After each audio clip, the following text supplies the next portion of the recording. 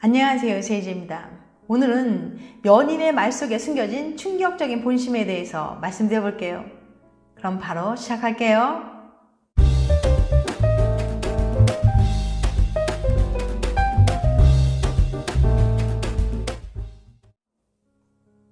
하루 종일 즐거운 시간을 보낸 한 커플.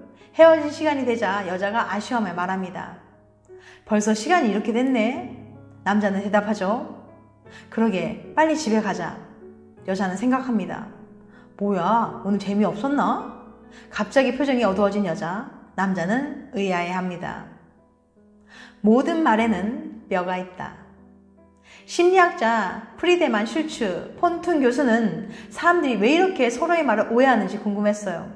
그래서 오랜 연구 끝에 흥미로운 주장을 펼치게 됐는데요. 바로 모든 말에는 한 가지 이상의 목적이 담긴다는 거예요. 교수는 이 목적을 4가지로 구분하면서 목적이 제대로 전달되지 않았을 때 오해가 생긴다고 말했어요. 예를 들어서 애인이 어제 잠 설쳐서 늦게 잤어 라고 말을 했다면 다음과 같은 목적이 숨어 있을 수 있답니다. 첫 번째, 정보 전달. 늦게 잤어. 속마음 진짜 늦게 잤다는 얘기예요. 상대방에게 객관적인 사실을 전달하는 목적이에요.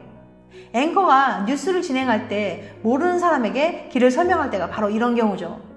이때 듣는 사람은 딱히 별다른 반응을 하지 않아도 된답니다. 그저 그렇구나 하면 되죠.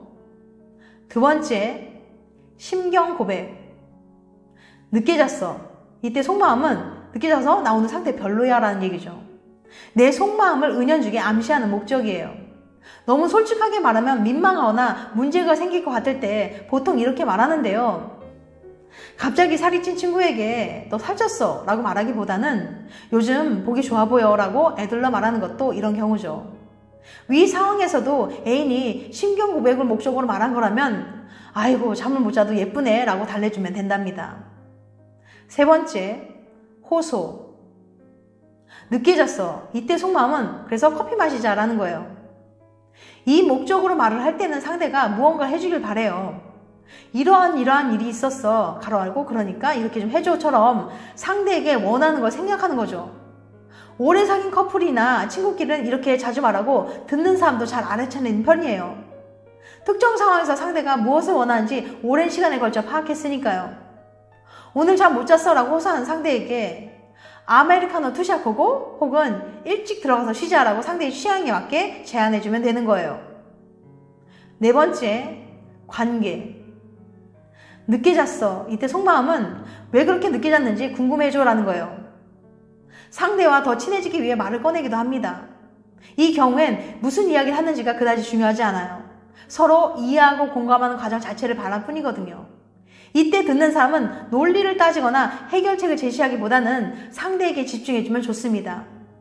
위 상황에서도 애인이 관계 목적으로 말을 꺼냈다면 요즘 걱정 있어? 라던가 많이 피곤해? 괜찮아? 라고 공감해주는 게 적절하죠. 그냥 말하면 되잖아. 그런데 사실 솔직하게 대화하면 서로 오해할 일이 없잖아요. 커플들은 왜 콕 집어서 말을 하지 않을까요? 그건 바로 솔직함이 연애의 전부가 아니기 때문이에요. 살다 보면 너무 솔직하게 말해서 민망하거나 문제가 생길 때도 있잖아요. 그래서 우리는 애인을 위해서 선의의 거짓말을 하거나 노골적인 마음을 감추기도 합니다. 또 마음을 확인받고 싶은 목적으로 속마음을 애들러 표현하기도 하고요. 보통 애인이 피곤하다고 말을 했을 때 아 그러니? 라는 대답보다는 달달한 거 사줄까? 라고 말해주잖아요. 이런 대화를 통해 두 사람의 관계가 더욱 돈독해지는 거예요. 그럼에도 불구하고 나는 서로 솔직한 게 좋다. 애인이 무슨 생각하는지 도저히 모르겠다 하시는 분들에겐 너무 조급해 말라는 말씀을 드리고 싶어요. 시간이 흐르면 상대방의 애매한 말을 적당한 대답으로 받아칠 수도 적당한 눈치로 넘어갈 수도 있게 되겠죠. 물론 그러려면 오랜 시간 동안 서로에 대해 알아가야만 하겠지만 언제까지나 그렇게 답답하지만은 않을 거예요. 연애와 주도권. 연애를 하다 보면 보통 한쪽이 주도권을 쥐게 됩니다. 그런데 이렇게 한 사람에게 주도권이 가는 걸 몹시 싫어하고 피하려 하는 분들이 있어요. 한 사람이 리드하는 관계는 옳지 않다는 생각 때문이죠. 물론 일리가 있는 말이지만 꼭 그런 것만은 아니라고 해요.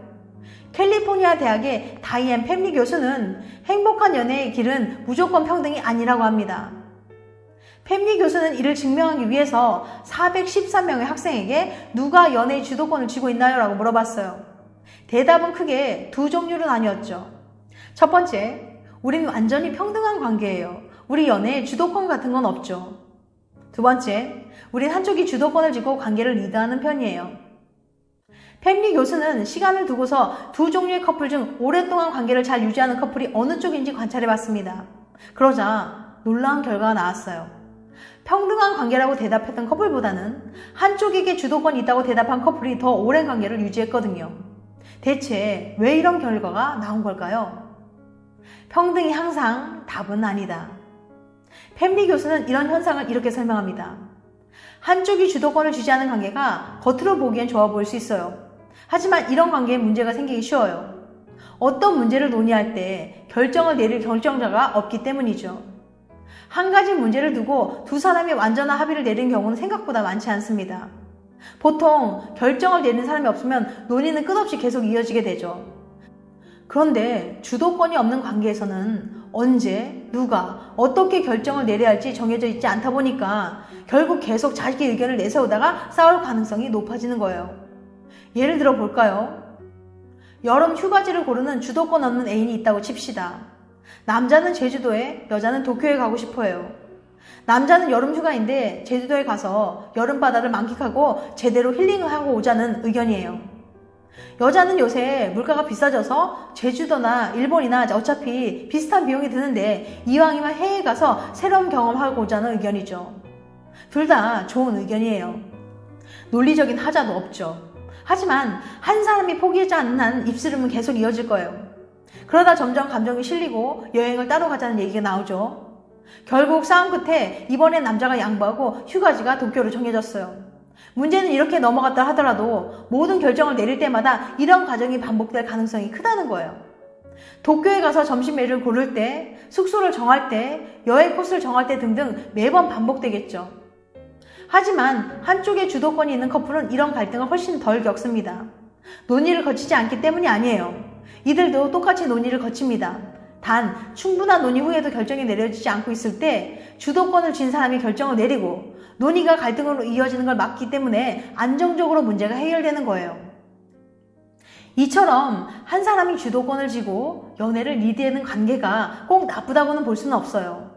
충분히 서로의 의견을 교환한 다음 결정을 좀 더 잘 내릴 수 있는 사람이 리드하는 역할을 맡아준다면 무조건 평등만 맺히는 것보다 더 안정적인 관계를 유지할 수도 있어요.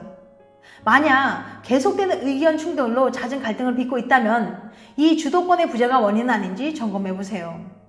강압적이지만 않다면 연애에도 리더는 필요합니다. 지금까지 연인의 말 속에 숨겨진 충격적인 본심에 대해서 말씀드렸어요. 다음엔 더 재밌고 유익한 영상을 찾아뵐게요.